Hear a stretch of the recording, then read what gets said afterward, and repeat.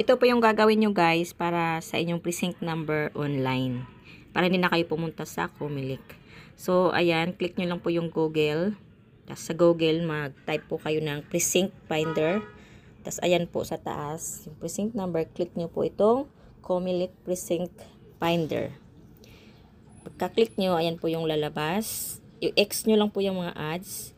Tapos, scroll down nyo po. Makikita nyo ito sa baba, yung naka-square. Click nyo yan.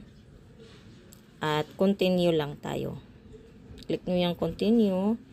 At ito makikita nyo local or overseas. So, Pilipinas tayo, sa local tayo.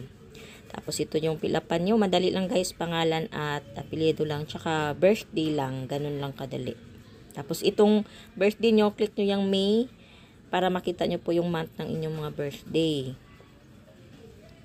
Ayan. Tapos, yung sa taon naman, pindutin nyo yung 2025 para mapalitan po siya ng taon.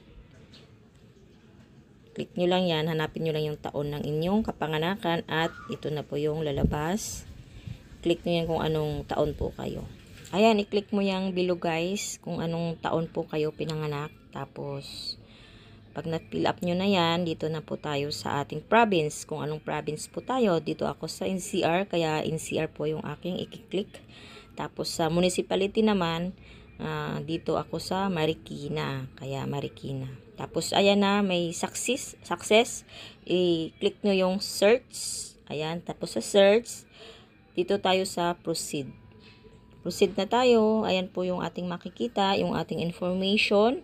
Tapos ayan, active tayo. Yung status natin active. At nandyan na rin po yung ating precinct number at kung saan po tayong barangay boboto. So, ayan lang guys.